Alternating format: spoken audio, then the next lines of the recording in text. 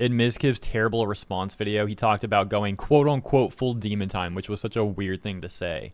Nevertheless, the damage control video seems to have not worked out so well for him, as he locked all of the comments and hid the likes, and of course, most people on the internet seem to be not siding with him on this one. And Mizkif's new tactic is bringing forth litigation against multiple defendants. He's going after Emiru, he's going after Asmongold, he's going after OTK Media, Mythic Talent, and King Gaming Labs in a lawsuit that was just recently filed. That is a lot of defendants. This guy's going to be burning through cash like no other with this one. And don't get me wrong, it's not going to be cheap for the defense either, but like especially for Mizkif, going after so many people. And so I've got the entire legal document here, and we're going to read together through the most important parts. So they talk about like factual background stuff here. We can skip all this. It's just like Mizkif's streaming career and like what OTK is, you know, stuff like that. Which takes us to point 15, where they say, through the acts and omissions described below, defendants Emiru, Asmongold, and OTK have acted in concert wrongfully and baselessly accused Mizkif of serious criminal activity for no purpose other than to harm him, his reputation, and his business, and wrest from him control of the companies that he helped build. Mizkif and Emiru began dating in 2022. The relationship was not easy on either side. They would routinely face harassment from Emiru's followers, some of whom were stalking Emiru. They got into arguments regularly, and Emiru threatened to take her life in many of these arguments. Emiru would dress and behave in ways that Mizkif thought made her unsafe in light of the ongoing stalking from some of her followers. At the end of the relationship, Emiru expressed her desire to marry Mizkif and raise children within the next 5 years. Mizkif, contemplating the tumultuous nature of their relationship to that point, could not agree to do so. He called off their relationship and moved from Austin to Los Angeles in January 2025. 10 months later, on October 24th, 2025, Emiru hosted a livestream on Twitch. On the livestream, she lied and baselessly accused Mizkif of psychological and domestic abuse, stalking and harassment, SA, and threats of blackmail. These slanderous accusations were made live before an audience of tens of thousands and have since been viewed millions of times across various platforms. In the same live stream, Emiru gives accounts of their relationship that clearly do not support the allegations she levied. For example, in her own description of the purported SA, Emiru states that she and Ronaldo were kissing. He tried to initiate intercourse. She made clear that she did not want to, and he stopped, respecting the line that she had drawn.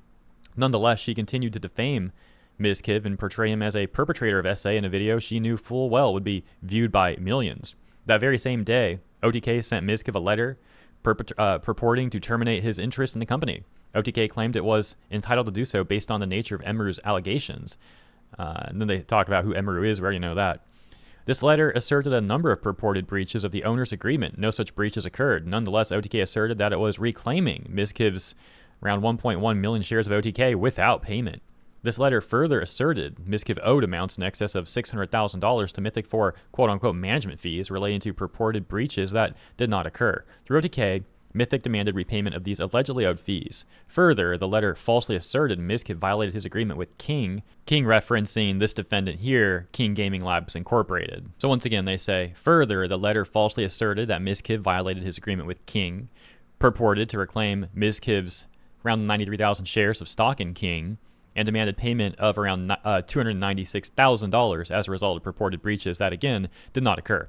Mythic, King, and OTK made no serious investigation or inquiry into the basis for or truth of Emiru's allegations before repudiating their agreements with plaintiffs. Indeed, Mythic, King, and OTK did not even ask Mizkif for comment or any information in his possession disproving the allegations. Instead, a few days after Emiru's defamatory livestream, OTK, perpetuating the defamation, put out a statement on X, formerly known as Twitter, that it fully supports its co-owner and sister Emiru and stands by her side and admires her strength in coming forward and sharing her story. In this statement, OTK falsely claimed it had terminated its relationship with Mizkif some time ago for reasons unrelated to the recent events. Hoyt, who streams under the handle Asmongold, is a part owner of OTK. Since Emiru's livestream, Asmon has continuously defamed Mizkif on a near daily basis. He has claimed inter alia, Mizkif should be in jail, claimed he was abusing and manipulating others, hurting other people, and becoming an aggressor. For example, in a livestream that has since been uploaded to YouTube, where it garnered 1.9 million views as of the date of this filing, Asmon states directly that Mizkif was the aggressor and abuser in the relationship with Emiru. Asmon would then qualify his statement by saying, at least allegedly, but disclaim that disclaimer itself by saying he has to say that for legal reasons. Asmon has on a near daily basis reaffirmed the truth of Emiru's allegations before his millions of followers. Asmon also claimed on his livestream that there was another, again unspecified, act of misconduct that was the reason Mizkif was removed from OTK. This is in direct contrast to OTK's own account as provided in its letter of October 24th. Asmon falsely accused Mizkif of threatening Emiru's employees at TwitchCon, a recent streaming convention. Asmon has enriched himself personally by advertising revenues and subscription fees garnered from his smear campaign against Mizkif. Even some of Asmon's own viewership noted that he was drama baiting for views. The combined coordinated actions of Emiru, Asmongold, OTK, Mythic, and King have caused serious and lasting damage to Mizkif's personal reputation and his business. Since the defamation occurred, Mizkif has been losing followers and subscribers on a daily basis. Mizkif anticipates the loss of existing sponsorships and increased difficulty in securing future sponsorships. Regretfully, the extreme nature of the misconduct here has compelled Mizkif to file suit. Okay, so that is the main complaint itself, and from this point on, we have the causes of action that his legal counsel is really going after the defendants for, and this part is much more brief. And I'll read it for you too, but just so you know what we're getting into here, the first cause of action, count 1, is breach of contract. The second one is defamation, and the third one is declaratory judgment. So let's begin. That takes us to count 1, breach of contract, going after OTK and King specifically for this cause of action. Plaintiffs incorporate the allegations of paragraphs 1 through 32 by reference as if set forth fully herein. OTK breached its ownership agreement with Mizkif by purporting to oust him from ownership when no event of breach or default giving it authority to take such action had occurred. OTK acknowledged it took no effort to investigate the alleged breaches, claiming in its own words that OTK is not involved in nor aware of the content of such personal matter that Mizkif or Emiru may have with each other. Nonetheless, OTK anticipatorily breached its contract with Mizkif based on Emiru's allegations. Similarly, King breached its agreements with plaintiffs by purporting to divest them of their stock in King when no breach or event of default permitting same had occurred. And these breaches of contract have caused damage to plaintiffs by purporting to divest them of over 1 million shares of stock owned in OTK and King. That takes us to the second cause of action, defamation, going after both Emiru and Asmongold. Plaintiffs incorporate the allegations of paragraphs 1 through 37 of the complaint as if set forth fully herein. Defendants Emiru and Asmongold have reportedly published untrue defamatory statements concerning Mizkif to an audience of millions, painting him as a abuser, etc., a very terrible person. These statements were made with actual malice. Quick side note about the actual malice part. This probably ties back in with what they were saying earlier in the complaint against Asmongold, where they mentioned that Asmongold said allegedly and then went on to say, as a legal disclaimer, he's saying that, or something of the sort. I'm paraphrasing that a bit from earlier in the document now.